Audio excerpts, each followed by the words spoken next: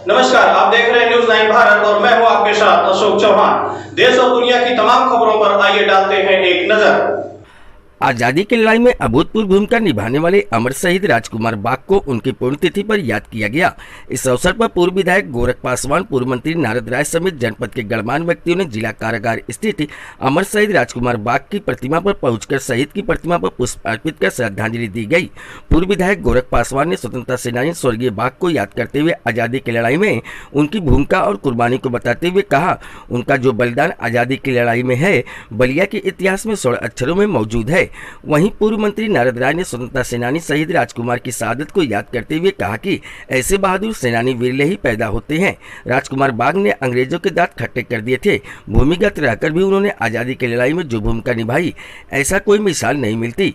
इसी से परेशान होकर अंग्रेजों ने उन्हें गोली मार दिया। महान स्वतंत्रता संग्राम सेनानी राजकुमार बाग का जन्म सिकंदरपुर विधानसभा क्षेत्र के सीसोटार में एक दलित परिवार में 1890 में हुआ था। राजकुमार बाग के पिता का नाम अदालत था। पिता कृषि पशुपालन के साथ ही सिकंदरपुर के चौकीदार पद पर कार्यरत थे। इसी दौरान अंग्रेजों द्वारा जनता के ऊपर जो जुल्म हो रहा था, शहीद राजकुमार उससे काफी आहत थे। बाद में शहीद बाग ने पिता की मृत्यु के बाद पिता की जगह चौकीदार बन गए।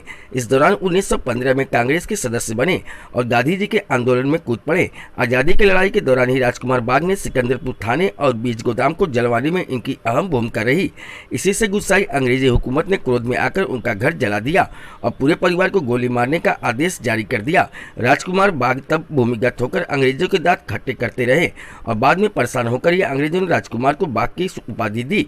बाद में 1943 में अंग्रेजी पुलिस ने उन्हें धोखे से गिरफ्तार कर लिया और 23 मार्च 1943 को जेल में उन्हें गोली मारकर शहीद कर दिया गया।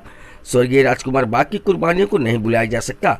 हम बलिया वाले सौभाग्यशाली हैं कि बलिया की इस धरती से अंग्रेजों के चक्के छुड़ाने वाले एक तरफ शेर बलिया जित्तू पांडे हैं तो दूसरी तरफ महान स्वतंत्रता संग्राम सेनानी राजकुमार बाग भी हैं। यानी शेर और बाग दोनों ही बलिया में ही जन्मे हैं।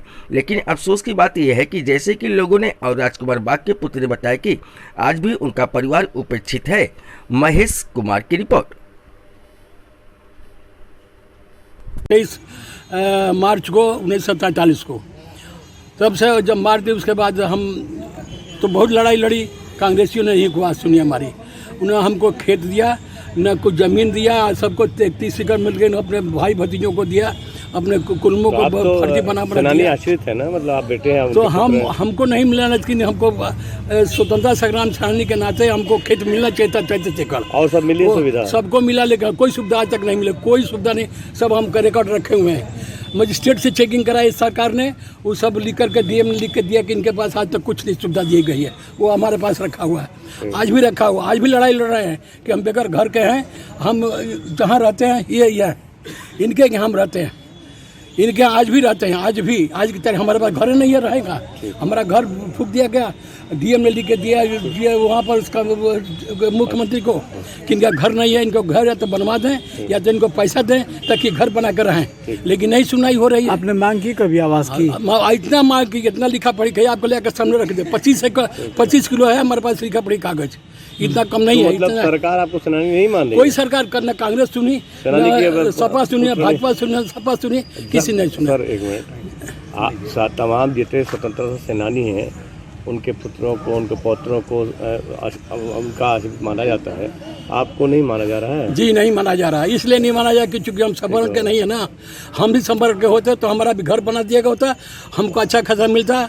ये तो आप लोग आए हैं, क्या है यहाँ पे कार्यक्रम?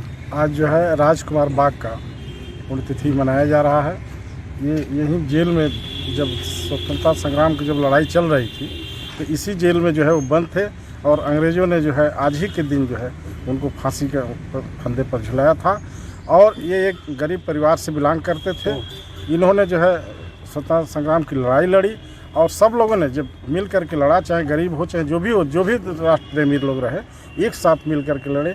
देश जो है आज़ाद हुआ। आज भारतीय जनता पार्टी जो है चाह रही है कि फिर उसी तरह से भी समता के आधार पर समाज को खड़ा करके फिर जो है समाज को वही पीछे की स्थिति में ले जाना चाहती है जिससे हमारा देश जो है गुलाम हुआ था। अब जो है गरीब भी जो है जागरूक हो गए हैं गरीबों में भी जो है आज जो है यूनिटी बन गई है कि हम राष्ट्र के नाम पर मरे मिटेंगे और भारतीय जनता पार्टी को जो है देश से ही नहीं बल्कि ये हमारे प्रदेश से और देश दोनों से जो है उखाड़ करके फेंकेंगे।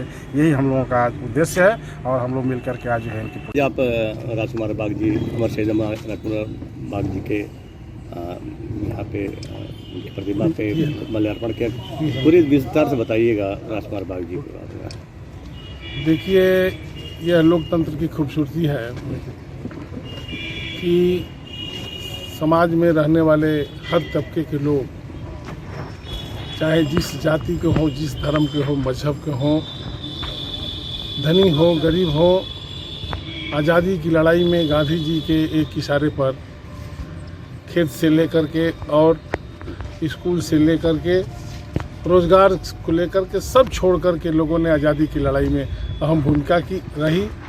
मैं बहुत ही साफ वही से कहना चाहता हूँ, हमारे बीच में माननीय संजय उपाध्याय जी हैं, पूर्व चेयरमैन हैं, पूर्व विधायक गोरख पासवान जी हैं, हमारे प्रदेश के नेता हैं मिठाई लाल भारती जी, चंद्रशेखर जी हैं हमारे नेता हैं, कि हम सब लोगों ने जो समझा है और जाना है कि आज़ादी की लड़ाई में सबसे ज़्यादा अगली कतार में गरीब ही खड़ा था।